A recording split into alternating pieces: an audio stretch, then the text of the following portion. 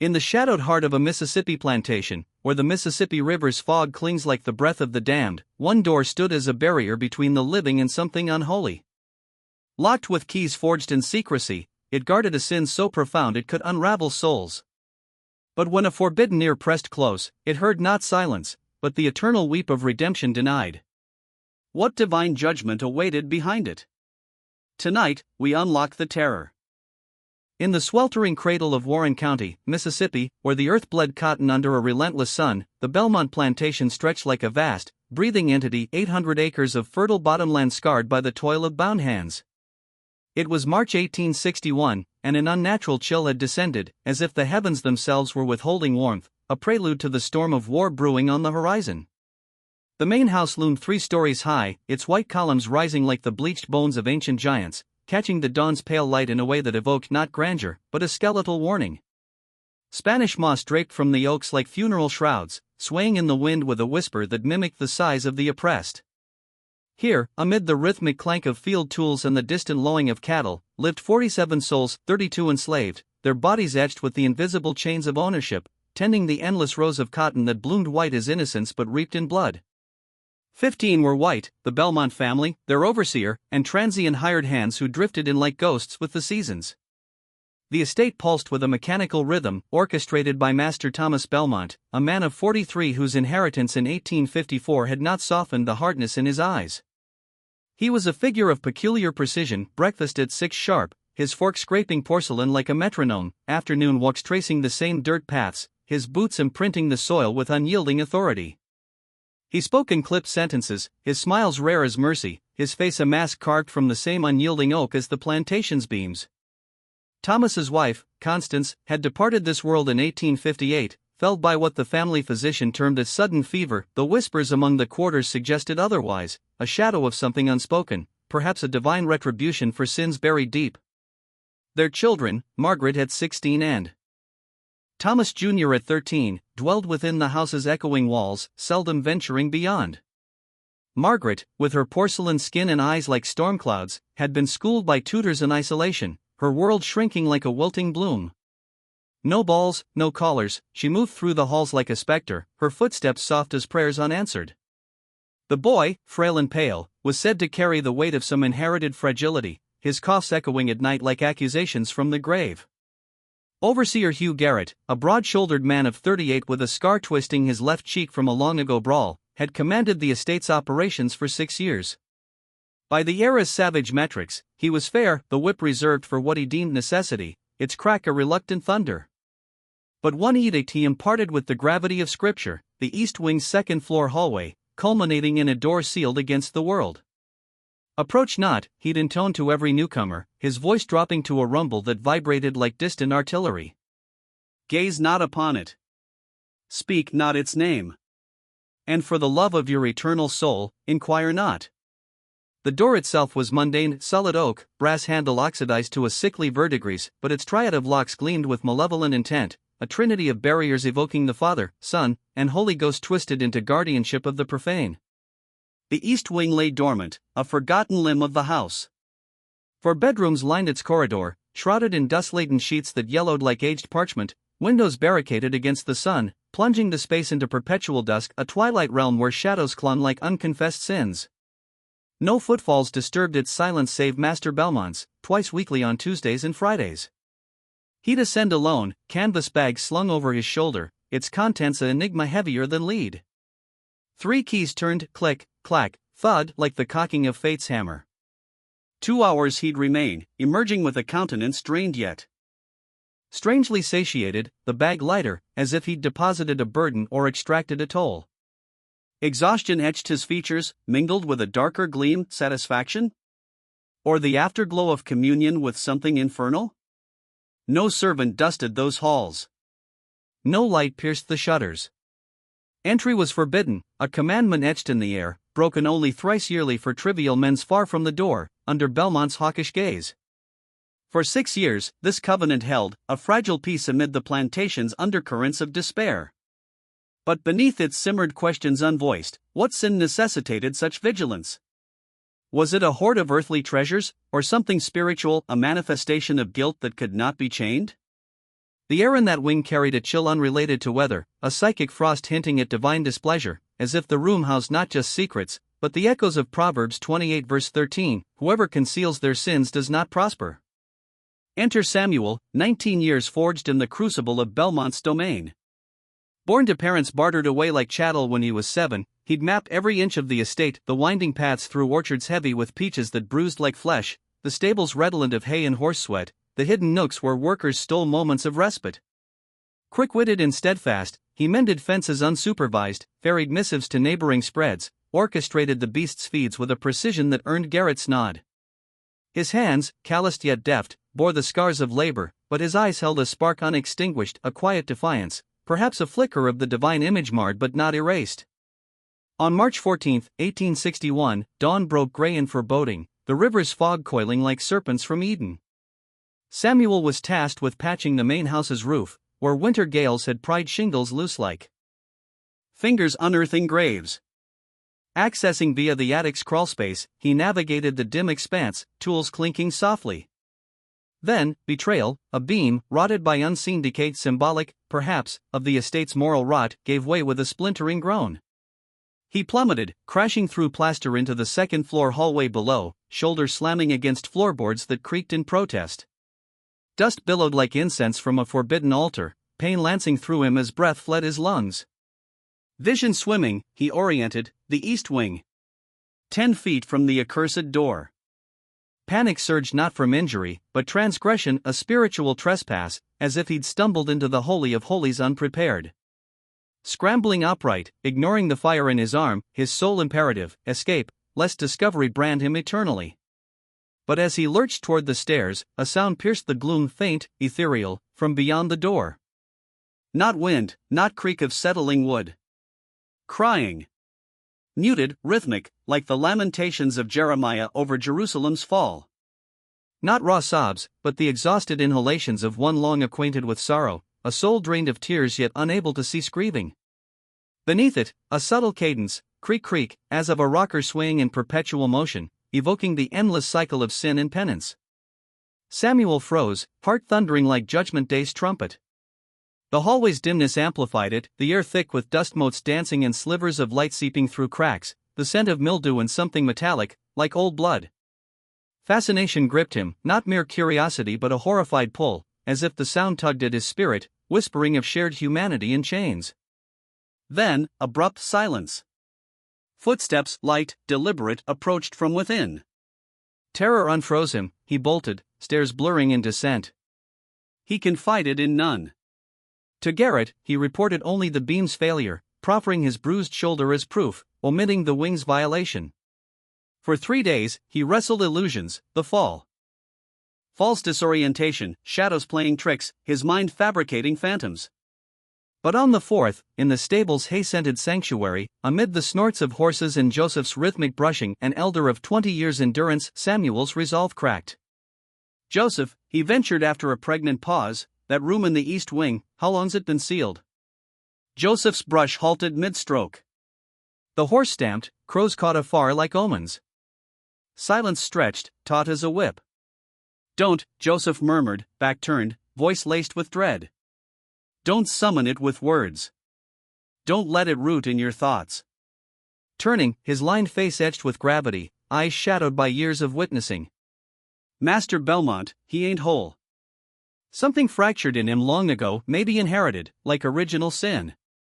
That room? It's the vessel of his brokenness. Leave it buried. But if someone's trapped, Samuel pressed, the crying's echo haunting him. Joseph's eyes widened, revelation dawning. You heard it.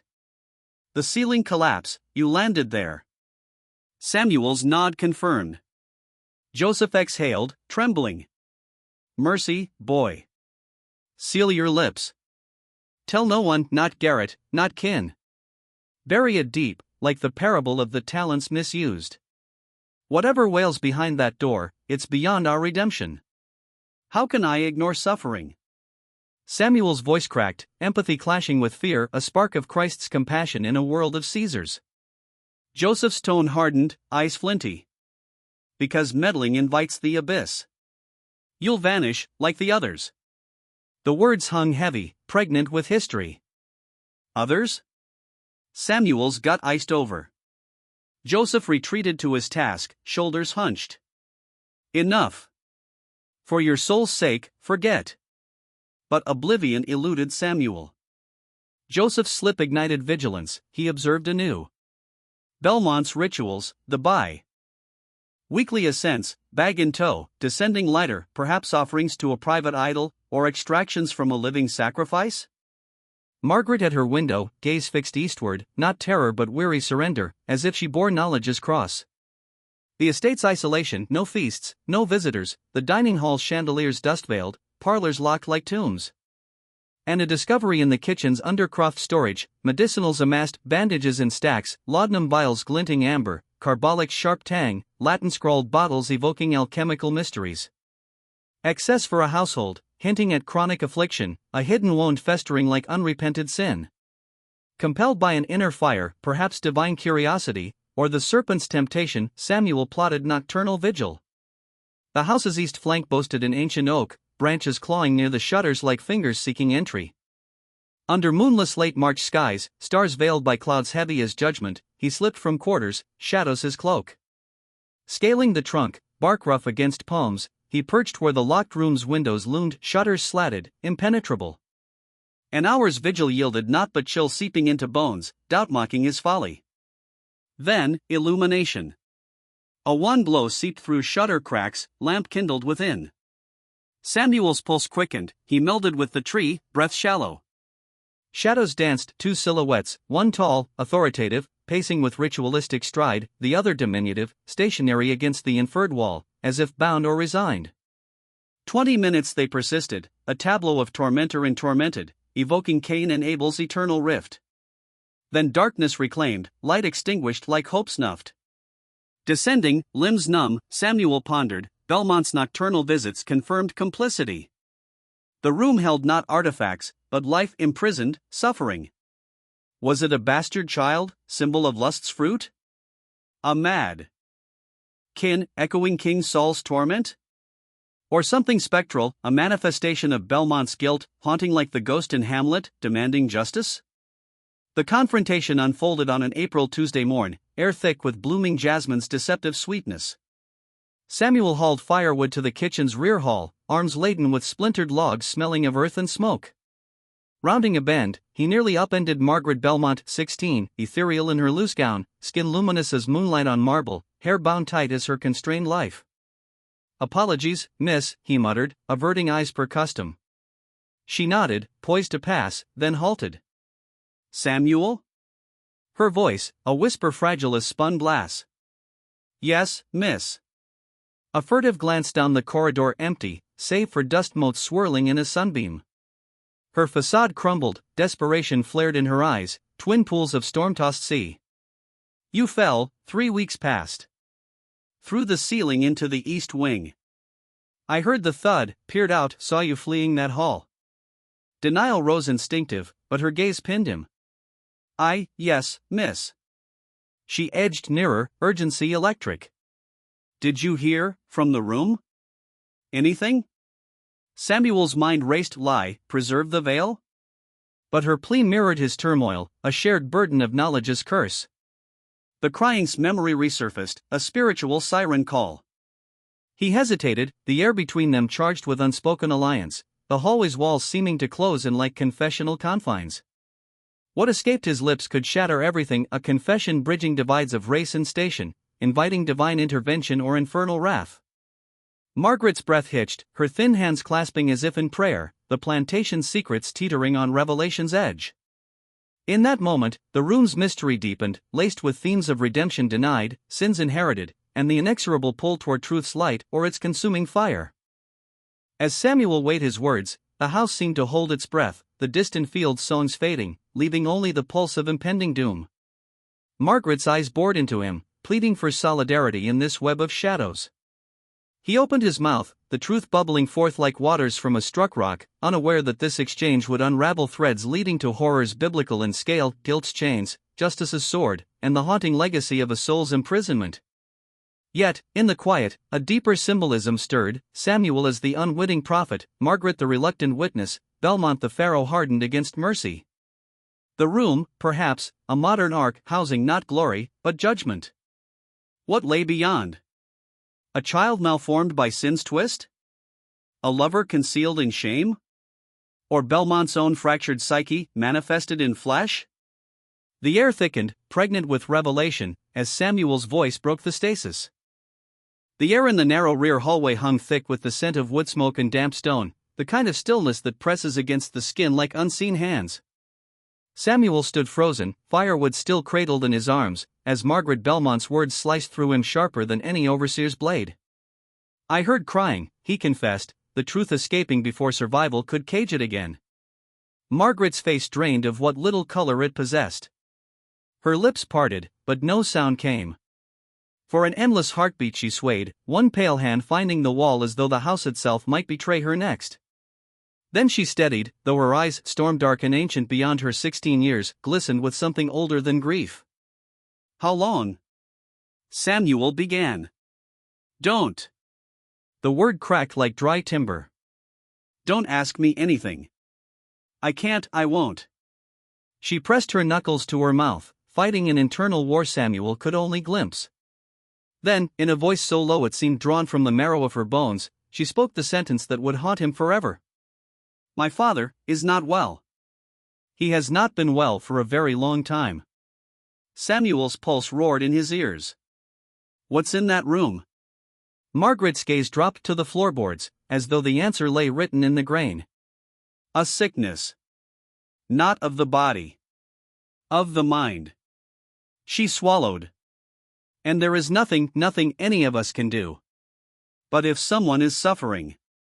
"She's beyond suffering now," Margaret cut in, the words tumbling out like a confession long rehearsed yet never spoken aloud. Her voice fractured on the final syllable, becoming something raw, almost animal. "She's beyond everything. And the kindest thing, the only merciful thing anyone can do, is leave her in peace." She. The single word landed between them like a stone dropped into black water. Ripples of dread spread outward, touching every shadowed corner of Samuel's mind. Margaret's eyes filled, tears trembling but not yet falling. "I've said too much already. Please. Forget what you heard. Forget this conversation. And whatever you do," her voice dropped to a desperate whisper, "stay away from that room." She turned and fled down the hallway, skirts whispering against the floor like secrets retreating into darkness. Samuel remained rooted, the firewood growing heavier in his arms until it felt like the weight of the entire estate pressing down upon him. On April 15, 1861, word of Fort Sumter's fall reached Warren County like cannon smoke drifting inland. Mississippi had seceded months earlier, but now war wore effaced gray uniforms, bayonets glinting, men marching away from fields and families. The Belmont estate buzzed with hushed speculation. Would Union boots trample these cotton rows? Would emancipation sweep through like Moses parting the sea? Or would the old order simply harden, becoming iron in the fire of conflict? The next morning, April 16, Master Thomas Belmont summoned every soul on the property to gather before the main house veranda. The sun had barely cleared the treetops, mist still clung low to the ground like the breath of uneasy spirits. Belmont stood at the railing, hands clasped behind his back, face carved from granite. "Warren County will be called upon to defend our state and our sacred cause," he declared, voice carrying clear across the assembled crowd. "I will arrange provisions for the Confederate forces. The work of this estate continues precisely as before. Our routines remain unbroken. Our rules," his gaze swept the faces below, lingering a fraction longer on Samuel, "remain absolute." A murmur of assent rose, more reflex than conviction. "Anyone who believes this war will alter the order under my roof," Belmont continued, each word deliberate, "is gravely mistaken. The rules that govern this property exist for reasons beyond your understanding. They will now be enforced with greater severity than ever before. Is that clear?" The crowd answered in unison, a low, obedient wave. "Return to your tasks."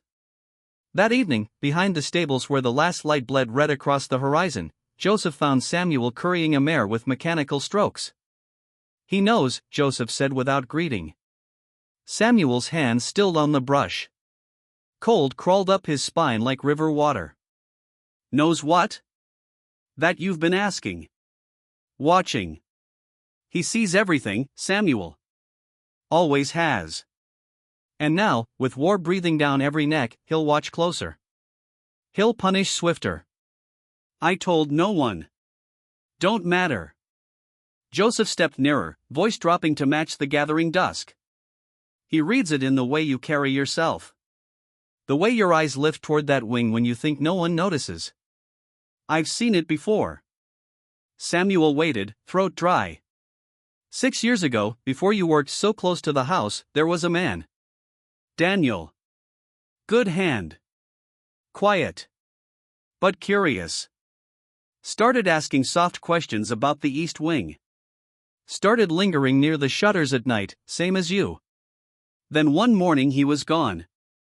Transferred, Samuel supplied, the word tasting bitter. That's what Master told us. Sold south to Louisiana. But Daniel's wife, Mira, she swore he'd never leave without a word to her. She went to Garrett. Begged to speak to Belmont himself. 3 days later, she vanished too. Transferred, they said. Neither one ever heard from again. Samuel's stomach turned. You're saying he. I'm saying they disappeared. That's the word that matters. Disappeared. And the message was plain as scripture: ask nothing. Question nothing. Make no trouble. Samuel stared at the horse's flank, seeing instead the locked door, the singing voice, Margaret's tear-streaked plea. It ain't worth dying for, Joseph finished quietly. Whatever pity you feel, whatever song you heard, it ain't worth your life. Mid-April brought a new shadow to the estate, a closed carriage rolling up the long oak-lined drive, dust rising in golden plumes behind iron-rimmed wheels. From its interior stepped a silver-haired gentleman in his 60s, black suit immaculate, leather medical bag gripped like a talisman. Samuel, weeding the front beds, watched Master Belmont descend the steps himself, an honor he extended to no one else. Dr. Pritchard, Belmont said, extending his hand with rare warmth. Thank you for coming so swiftly. Of course, Thomas. Though your letter was unusually terse. Is the matter urgent? Come inside. We'll speak privately. The two men vanished into the cool gloom of the foyer. The carriage driver settled beneath an oak, pipe smoke drifting lazily upward. 2 hours later they re-emerged. Dr. Pritchard's face was drawn, eyes shadowed beneath heavy brows. Samuel, now raking leaves a discreet distance away, caught fragments of their parting exchange. Cannot continue indefinitely, Thomas. The strain on you, on her. It is not your concern how long it continues, Belmont replied, voice flat as river stone. I require only that you supply what I've requested. I've brought what I can. But Thomas, you must understand. I understand perfectly. Name your price. I will pay it. This is how things will remain. Do you accept those terms? A long silence. Wind moved through the oaks, carrying the faint scent of coming rain. Then, softly, God forgive me, but I accept them. The carriage departed. Belmont remained on the veranda, watching until dust settled once more. Then he turned. His eyes found Samuel across the lawn and held. Samuel. Yes, sir. Come inside. I have a task for you. Heart slamming against ribs, Samuel followed. Through the grand foyer, past the shuttered parlor, up the sweeping staircase. At the landing, terror spiked, he was certain Belmont would turn left, toward the east wing. Instead the master veered right, into the private study. Bookshelves towered floor to ceiling, leather spines exhaling the faint must of old paper and tobacco. A massive oak desk commanded the room's center. Belmont closed the door with deliberate softness and poured brandy into a crystal tumbler, the liquid catching lamplight like molten amber. You're intelligent, he said, studying Samuel over the rim. Garrett speaks well of you. Reliable. Discreet. Thank you, sir. I require both qualities now. Belmont took a measured sip. In the adjoining room are medical supplies delivered today by Dr. Pritchard. You will carry them to the second floor. East wing. Place the crate outside the door at the hallway's end. Knock twice. Leave immediately. You will not linger. You will not look around. You will return here and report the task complete. Do you understand? The room seemed to contract. Samuel forced his voice steady. Yes, sir. Belmont's gaze hardened to obsidian. And Samuel, if I discover you violated my trust in even the smallest degree, if you've hesitated, if you've touched the door, if you've tried to peer through the keyhole or beneath the sill, I will know. The consequences will be severe. Do you understand that as well? Yes, sir. The crate waited in the side chamber, wooden, unadorned, surprisingly heavy. Glass bottles clinked softly inside as Samuel lifted it.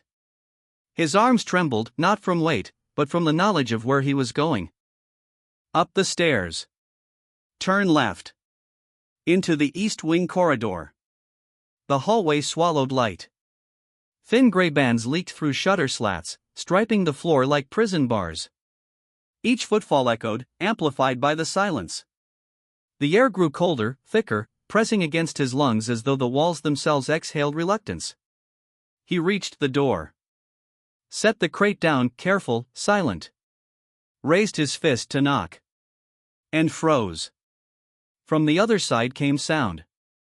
Not weeping this time. Fabric rustling, soft, rhythmic, like a dress swaying with slow, weary motion. Then, beneath it, so faint he might have imagined it, a voice. Singing. A young woman's voice, fragile as frost on glass. The melody wandered, broken in places, words lost to memory or madness, yet unmistakably mournful. A lullaby perhaps, or a hymn stripped of hope. The sound pierced Samuel deeper than any scream could have. It carried the weight of years spent alone with sorrow. His hand hovered, inches from the oak. The singing ceased. Footsteps, soft, shuffling, approached from within. They stopped directly opposite him. Through the narrow gap beneath the door, a shadow fell, elongated, motionless. Someone stood there, listening. Breathing. So close that Samuel could feel the faint stir of air displaced by another living presence. He knocked twice, sharp, mechanical. Then he ran. Not walked. Ran. Footsteps thundering behind him like accusation. He burst back into the study, breathless. Belmont regarded him without expression. Don? Yes, sir. A curt nod. You may go. But the voice, the song, lived inside Samuel now, an ember that refused to die. That night he found Joseph again in the moonlit stable yard. Please, Samuel begged. Tell me who she is. Joseph's face crumpled with something like pity. I don't know, boy. Not for certain. You've been here 20 years. You must. I know what I've been told. That the mistress died of fever in 58. That the children are kept apart for their health. That something in this family shattered long ago and can't be mended. He paused, eyes distant. And I know that those who dig too deep, vanish. Margaret said she's beyond suffering now. Who is she? Joseph looked away. If someone's alive in there, if you truly heard singing. I did. A long silence. Then, there's an old woman. Ruth. Used to work the house. Dismissed 5 years back. Lives in a cabin on the north boundary, half swallowed by briars. If anyone knows the full truth about that room, it's her. Samuel's breath caught. Will she talk? Joseph met his eyes, sorrowful. She might. But if you go to her, if you keep chasing this, there's no path back to ignorance. You understand? I understand. No, Joseph said softly, turning away. You don't. But soon, you will. The next evening, twilight bleeding purple across the fields, Samuel slipped through overgrown paths to the northern edge. A small cabin crouched beneath live oaks, porch sagging, chimney trailing thin blue smoke.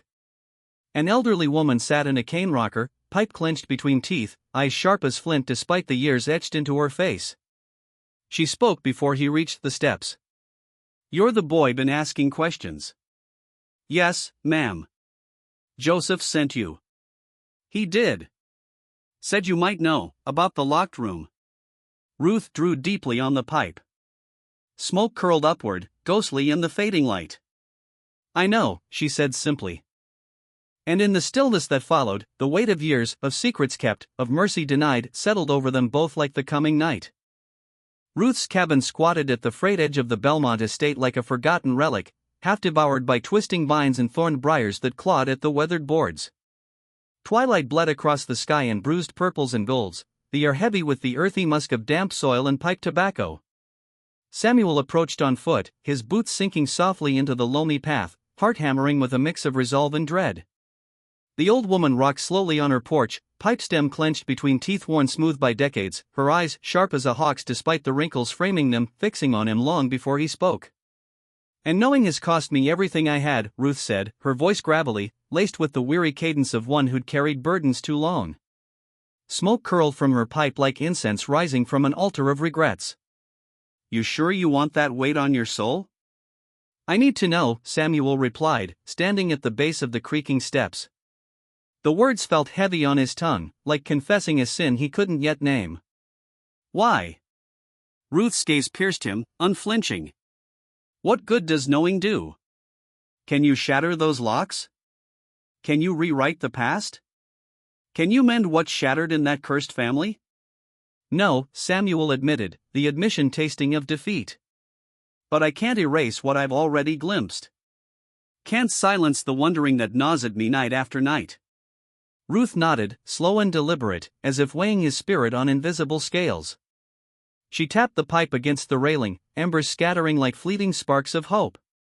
"Sit, then.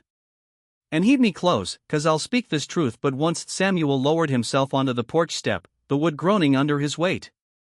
The evening chorus of crickets swelled around them, a rhythmic underscore to Ruth's tale, as fireflies began their ethereal dance in the gathering gloom. "Master Belmont's wife didn't perish in 1858, Ruth began, her tone dropping to a conspiratorial hush.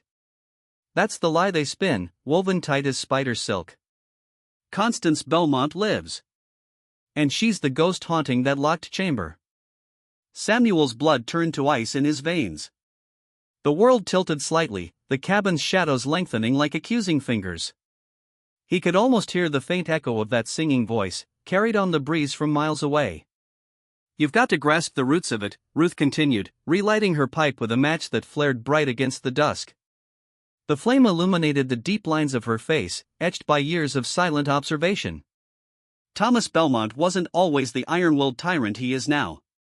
In his youth, before his father's passing, he was near to ordinary, quiet, but not fractured at the core. Then the estate fell to him in '54, and the burden twisted him. Responsibility gnawed like a worm in the apple, turning him obsessed with dominion, with every detail marching to his command. Order became his god, perfection his creed." She paused, exhaling a plume of smoke that hung in the air like a veil between past and present. Constance, she was light itself. Kind-hearted, with a laugh that could chase shadows from the darkest room. She tried to temper him, to infuse that cold mansion with warmth like sunlight piercing storm clouds. But Thomas repelled it. He craved flawlessness, and when Constance revealed her cracks, the fracture lines spread. "What kind of cracks?" Samuel leaned forward, the porchwood digging into his palms. "Melancholy, the doctors named it." Ruth's eyes grew distant, as if peering into memories long buried, spells where sorrow swallowed her whole. She'd lie abed for days, tears flowing like the Mississippian flood, joy drained from her spirit. It worsened after the births. Margaret first, then young Thomas. Some mothers endure such shadows. Dr. Pritchard called it a malady of the womb and mind, a postpartum affliction. "Time will heal," he promised. But time betrayed her. By 57, the episodes ravaged her. She'd forget her own kin, wander the halls in moonlit hours, whispering to phantoms only she could see. Ruth's voice softened, carrying the weight of empathy long suppressed. Thomas shrouded it in secrecy. Summoned healers from New Orleans, specialists with potions and probes. Laudanum drips, herbal tonics, even cold water immersions meant to shock the madness away. Not availed. She spiraled deeper, her mind a labyrinth with no exit. The night deepened, stars pricking the velvet sky like divine eyes watching judgment unfold. A chill wind stirred the briars, rustling like whispers of the damned. Then came the day she turned the blade on herself, Ruth murmured, her words barely audible over the cricket's lament. Margaret, barely 12, stumbled upon her in the bathing chamber, blood mingling with water in crimson swirls. The girl's scream echoed through the house like a clarion call from hell. That was the pivot. Thomas decreed her apparel, to herself, to the children, to his pristine world. He couldn't abide the chaos. Samuel's stomach churned, while rising at the imagery, the porcelain tub stained red, the air thick with copper and steam, a child's horror frozen in time. He refitted the east wing room, Ruth went on. Bars welded behind those eternal shutters, like a cage for a wayward soul. The door armored with 3 locks, a trinity of barriers, mocking the Holy One. Bed bolted to the floorboards, every sharp edge stripped away, every potential noose or blade banished. Then he sealed her within, a living entombment. But why not an asylum? Samuel demanded, voice rough with indignation. Institutions for the afflicted, why keep her hidden? Ruth's laugh was bitter, hollow. Pride, boy. Thomas Belmont's sin of pride, towering like Babel's folly. An asylum meant exposure, the county whispering of his mad wife, his imperfect lineage. His ego couldn't endure the stain. Better to forge his own prison, veil the truth in a fabricated death. Fever, they claimed. A quiet burial in the family plot, empty coffin lowered into earth while Constance breathed above, chained by his will. Samuel felt nausea coil tighter. And she's endured there, 4 years? Aye. He ministers to her alone, food trays carried up those stairs, medicines administered by his hand, her linens changed in secrecy. No servant crosses that threshold.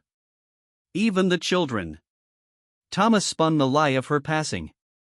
Margaret and young Thomas mourned a ghost while their mother withered in shadows.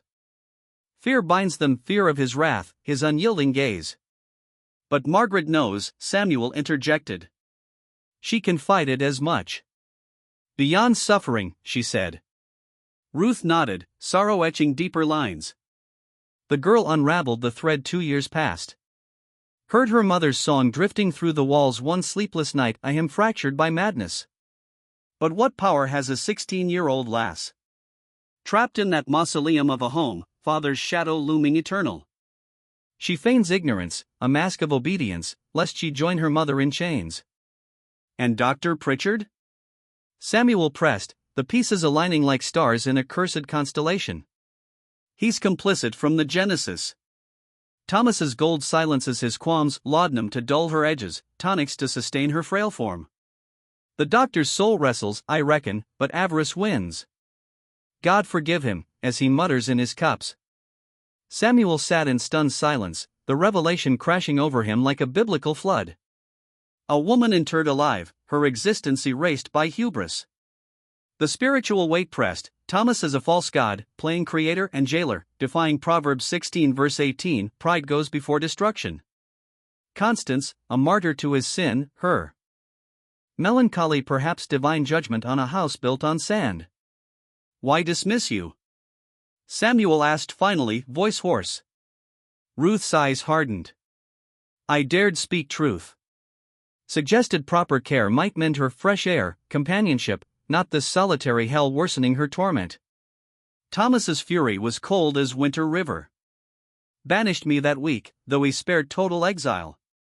This cabin, his mercy? Or a leash to keep secrets close, watched under his eye? Samuel rose as full night enveloped them, stars indifferent overhead. The weight Ruth described now settled on him, compressing his chest, making each breath a labor. He trudged back to the quarters under a canopy of oaks, their branches twisting like tormented souls. The truth burned within, a mother imprisoned, children orphaned in spirit, a husband enslaved to his own vanity. What redemption could pierce such darkness? Options swirled in his mind like eddies in the Mississippi. Confide in Garrett? The overseer, loyal as a hound, would dismiss it as folly or betray him to Belmont, leading to transfer, a euphemism for oblivion, as with Daniel and Mira. Storm the room? No keys, no strength to best the master. And flight? A black man escorting a spectral white woman, hounds and posses would hunt them down before dawn, divine justice twisted by mortal laws. Appeal to authorities? The sheriff shared Belmont's brandy, the judge, his card table. In 1861 Mississippi, a wife's fate bowed to her husband's whim, wealth shielding sins like armor. Enlist Margaret? Her desperation mirrored his, but involving her risked her fragile safety, perhaps consigning her to the same fate. No path gleamed clear, no Moses to part these waters. Yet the singing echoed in his soul, a plea for witness, for remembrance. He couldn't unlearn this horror, couldn't ignore the spiritual imperative. To ignore suffering was to share in the sin, as James 4 verse 17 warned, whoever knows the right thing to do and fails to do it, for him it is sin. Spring unfurled into war's grim bloom. Warren County mustered companies, young men enlisting with fervor, marching to Jackson's camps amid drum beats and rebel yells. Belmont's cotton-fed Confederate looms, uniforms sewn from fields worked by chained hands. Master Belmont immersed himself, meetings in Vicksburg, supply convoys organized, orations on Southern honor. Distraction, perhaps, from the rot within his walls. Yet his rituals endured, Tuesdays and Fridays, 2 hours precise, canvas bag ascending heavy, descending light. Night vigils multiplied, midnight lamps glowing behind shutters for half hours or more, flickering like uneasy consciences. Was Constance fading? Medications escalating? Or darker rites unfolding in that chamber of secrets? Late May brought a chilling sight. Samuel toiled in the garden under a scorching sun, sweat beading like penance, when Belmont emerged from the house lugging not his bag, but a stout wooden chair, carved oak, unadorned. He heaved it up the stairs, vanishing inside. Next day's visit yielded no return of the chair. It remained within. A new fixture? For comfort? Or restraint? The thought curdled Samuel's blood, visions of bindings, of a soul further confined. June smothered the land in heat, cotton stalks rising tall as silent witnesses, air shimmering with humidity that clung like guilt. War news soured, Virginia fields soaked in blood, casualties climbing like vines on a scaffold. Samuel's restraint fractured after 3 months' torment, the knowledge a millstone, the singing a siren call to action. On June 19, 1861, under a moon veiled by clouds heavy as judgment, Samuel resolved. He couldn't liberate her, but he could affirm her existence, pierce the isolation with proof of remembrance, a small mercy in a world of cruelties. Past midnight, the estate slumbered. He crept to the ancient oak, bark rough under calloused hands as he climbed, branches creaking like old bones. Perched level with the shuttered window, he saw light seeping through cracks, Constance awake, perhaps pacing her narrow world. From his pocket, a smooth pebble chosen for its whisper-soft impact. He tossed it, tap against wood, faint as a heartbeat. Inside, the light wavered. Shadows stirred. Another pebble, tap. Agitation built, floorboards groaning, shadows frantic. A third, tap. The shutters rattled slightly, pushed from within. Testing. Yearning. They held fast, latched, perhaps nailed, but the motion screamed awareness. She knew. Someone reached back from the void. Samuel descended, pulse thundering with triumph laced in remorse. He hadn't saved her, but he'd shattered her solitude, if only for a moment. A spark of divine compassion in the abyss. Unseen, from a third-floor window, Master Belmont watched, eyes cold as steel. Dawn brought the reckoning. Garrett found Samuel in the stables, face etched with foreboding. Master wants you. Study. Now. Ice flooded Samuel's veins. He knew of the tree, the stones, the breach. Each step to the house felt like ascending Golgotha, boots heavy on the path dusted with morning dew. Up the stairs, down the hall. The study door yawned open. Belmont sat enthroned behind his desk, face a mask of composure. Samuel. Enter. Shut the door. Samuel complied, Garrett retreating like a sentinel dismissed. Sit. He perched on the edge of the chair, mind a whirlwind of futile alibis. I saw you last night, Belmont said, voice silk over blade. In the oak by the east wing. Hurling stones at the shutters. Denial died unspoken. Silence stretched, taut as a noose. I will reveal something I've confided to no one, Belmont continued, rising to pace. Not Pritchard. Not Garrett. Not even Margaret. And in hearing, you'll comprehend why you must never meddle again. He halted at the window, gazing over fields rippling in the breeze. My wife is dying. Has been for 4 years. The melancholy devouring her mind now consumes her flesh. Pritchard grants her 6 months, at best. The words landed flat, devoid of grief, mere facts, like ledger entries. I loved her once. Does that astonish you? She was vitality incarnate when we wed, radiant, effervescent, the counter to my rigidity. I believed she'd temper me, infuse grace into my order. Instead, my unyielding nature extinguished her light. Samuel held his breath, the air thick with unspoken confessions. Post-madness, I summoned every expert, New Orleans quacks, Charleston theorists, even a Philadelphia charlatan peddling magnetic cures and electric shocks. All failed. She receded further, a stranger in her own skin, forgetting our children's faces, lost in hallucinations. Belmont's tone softened, almost human. I accepted her irretrievable. The woman I cherished vanished. Replaced by an echo, terrified and adrift. I chose, consign her to an asylum's horrors, crammed with the forsaken, treated as exhibits in squalor, or shelter her here, in familiarity, with dignity I could oversee. That's not dignity, Samuel burst out, unable to contain the fire. That's a cage. Imprisonment in shadows. Belmont whirled, eyes aflame with fury and something deeper, guilt? You think I'm blind to it? Think I don't agonize over the bars I've forged? But what alternative, Samuel? Cast her to strangers' mercy, where chains are literal, filth her bedfellow, and madness her only company? Or guard her myself, ensuring comfort amid the curse? The room seemed to shrink, walls closing like a confessional. Belmont's facade cracked, revealing the torment beneath, a man wrestling his demons, pride his original sin, now facing retribution in his wife's slow fade. Tell me, Belmont pressed, voice raw, what would you have me do? Send her to. The sentence hung unfinished, the air charged with the unfinished plea, as if even he sought absolution from the least likely source. Samuel sat, ensnared in the web of moral complexity, the spiritual undertones resounding, redemption elusive, sins compounding, divine justice hovering like a storm about to break. The study air hung thick with the scent of aged leather, brandy, and the faint metallic tang of fear. Sunlight slanted through half-closed blinds in narrow golden bars across the oak floor, striping Thomas Belmont's face like the bars he had forged for his wife. He stood close now, close enough that Samuel could see the tremor in his jaw, the fine lines of exhaustion carved deeper than any field hand's scars. I've been inside the state lunatic asylum in Jackson, Belmont said, voice low, almost confessional. I walked those corridors. I saw the chains bolted to stone walls, heard the screams echoing off damp brick, watched men and women reduced to shivering wrecks in ice baths meant to shock sanity back into them. Neglect so profound it kills faster than disease.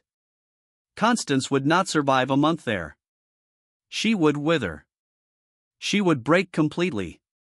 He stepped nearer, eyes burning with a fervor that bordered on desperation. Here, she could have light if she could bear it. Air if it didn't terrify her. Visitors, if only the sight of familiar faces didn't send her spiraling into terror, screaming that they were phantoms come to drag her away. The darkness became her refuge. The isolation, her only shield against reminders of everything she'd lost. The laudanum dulled the worst of the hallucinations, quieted the voices only she could hear. I gave her what mercy remained. Belmont's gaze bored into Samuel's. You think me a monster? Perhaps I am. But every decision was born of necessity, not malice. There is no clean path through this wilderness. No righteous choice. Only the least damnable one. And I chose it every day for 4 years. He straightened, the vulnerability vanishing behind a mask of cold command. Here is what will happen now. You will erase every whisper you've heard, every shadow you've glimpsed, every note of song that reached your ears. You will return to your labor and seal your lips forever. Speak of this, breathe a word. And you will be transferred. Not to another plantation. To the deep delta hells where men are worked until their hearts burst, where life is measured in months, not years. I have friends there. A single telegram, and you vanish within the week. The threat settled between them like smoke from a dying fire. But, Belmont continued, voice softening fractionally, if you honor this silence, if you prove loyalty beyond compulsion, I offer something else. When this war concludes, and assuming our cause prevails, I will manumit you. Legal papers of freedom, notarized, ironclad. $500 in gold. Enough to walk away and build whatever life you choose. Samuel stared, the words striking like stones against still water. Freedom. The dream every enslaved soul carried like a hidden ember. Purchased now, not granted. I am no fool, Belmont said quietly. I see the cracks in the institution. War or no war, it cannot endure forever. Loyalty forced at gunpoint is illusion. Loyalty bought, that endures. So I buy yours. Keep my wife's shame buried, and freedom is yours. Betray me, and you inherit a fate far crueler than bondage. How do I trust your word? Samuel asked, voice steady despite the storm inside. You don't, Belmont replied simply. Just as I must trust you not to poison Warren County with tales of my mad wife. Mutual faith or mutual ruin. He returned to his desk, sat heavily, the chair creaking like old bones. Do we have an agreement? Samuel's mind raced through images, Constance's muffled singing, Margaret's tear-streaked plea at the hallway's edge, Ruth's weary prophecy, the pebble's soft tap against shutters. Was Belmont's tale truth, a tormented man shielding his beloved from worse horrors? Or elegant self-deception, pride masquerading as compassion, cruelty cloaked in care? The Bible whispered in his thoughts, the heart is deceitful above all things, and desperately wicked, who can know it? Jeremiah 17 verse 9. Whose heart? Belmont's, or his own, tempted by promised liberty? Do we have an agreement? Belmont repeated, softer now. Yes, Samuel said. The word tasted of ash and iron. We have an agreement. Summer crawled forward, thick with heat and dread. The war darkened, first Bull Run slaughter, federal ships strangling southern ports, whispers of a conflict stretching years instead of months. Samuel kept his vow. No words about the east wing passed his lips. No nocturnal climbs up the oak. No questions whispered in stable shadows. Yet the room lived inside him, its silence louder than any cry. He watched Belmont's rituals with new clarity. Tuesday and Friday ascents, canvas bag ascending laden, descending lighter. 2 hours behind the door, Belmont emerging each time more hollow-eyed, shoulders bowed as though bearing an invisible yoke. Was this genuine devotion, a husband tending his broken wife through impossible nights? Or a jailer soothing his conscience with routine? The ambiguity gnawed at Samuel, a spiritual wound that refused to heal. Late July brought Dr. Pritchard again. The visit stretched nearly 4 hours, longer, graver. When the doctor descended the steps, his face was ashen, hands unsteady. He and Belmont conferred on the veranda in murmurs too low to catch. Afterward, Belmont climbed once more to the east wing, but remained less than 30 minutes. He descended carrying the wooden chair he had delivered weeks earlier. No longer needed. Something irrevocable had shifted. August 3, 1861. Past midnight, carriage wheels crunched gravel. Samuel woke to lamplight blazing from every main house window, far more than routine. Dr. Pritchard's rig stood at the entrance. He dressed swiftly, slipped into shadows, crept close enough to watch without being seen. Pritchard emerged twice, first for his black medical bag, then a larger case, leather-bound, ominous. Urgent strides. Hugh Garrett appeared, bleary but alert, exchanged brief words, then posted himself at the door like a sentinel at a tomb. Hours passed. Samuel waited, breath shallow, knowing this vigil marked an ending. Near dawn, Margaret appeared at a third-floor window. White nightgown luminous against the paling sky, she stood motionless, staring toward the east wing, face unreadable, yet etched with something final. Sunrise bled gold across the fields. Pritchard emerged at last. Belmont walked into the carriage. They spoke long minutes, clasped hands once, firmly. The rig rolled away. Belmont remained on the veranda, faced the color of spent ashes, then turned slowly back inside. No word spoken. No announcement needed. Constance Belmont was gone. Morning brought the household assembly. Belmont's voice was flat, mechanical. Dr. Pritchard summoned for young Thomas's sudden fever. The boy mending now. A trying night. Nothing more. No mention of the east wing. No whisper of death. Yet change rippled outward, subtle as river currents. Belmont ceased the Tuesday through Friday pilgrimages. The canvas bag vanished from sight. Margaret's perpetual tension eased fractionally, shoulders lowering, eyes less haunted, as though a chain long tightened had finally slackened. 3 days later, a plain pine coffin arrived by rear entrance, borne swiftly inside with no ceremony. That night, under cover of darkness, the same carriage departed bearing it away.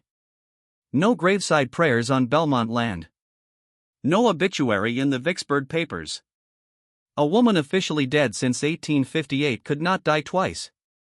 Her final resting place unknown, unmarked, swallowed by anonymity. A week later, Belmont ordered the room cleansed. Margaret insisted on overseeing it herself, the first open defiance anyone had witnessed. Belmont yielded, perhaps from guilt, perhaps from bone-deep weariness. Samuel heard the details secondhand: bolted bed, thin-stained mattress, small table, chamber pot, iron bars concealed behind shutters. No mirrors. No edges. No hope. But also, hundreds of pages, paper scraps, wall scrawls in charcoal when ink failed. Letters to Margaret and Thomas, never sent. Diaries of endless days. Prayers for deliverance. Pleas to God. Fragments of lullabies. Rambling spirals of a mind unmoored. Margaret gathered every word, fed them to the study fireplace, watched until the last ember died. She deserves to be remembered as she was, she told the servant assisting her. Not as the illness remade her. Autumn arrived with cooler winds. War ground mercilessly onward. More men marched away. Cotton bales rolled toward Confederate warehouses. Belmont aged visibly, routines fraying, meals untouched, hours spent motionless in his study gazing at nothing. Young Thomas, paradoxically, strengthened, as though some sympathetic tether to his mother's suffering had finally snapped. He rode the fields, learned ledgers, stepped into daylight. Margaret transformed. She assumed household reins her father once gripped so tightly. Spoke directly to Garrett. Once, famously, countermanded Belmont's order to whip a worker for a broken hoe. Belmont said nothing. His will, it seemed, had shattered with Constance's passing. Control, his idol, lay in ruins. The east wing door stood open now, locks removed. Margaret ordered shutters torn down. Sunlight poured in, revealing bare walls, scarred floorboards, nothing spectral. Merely a room.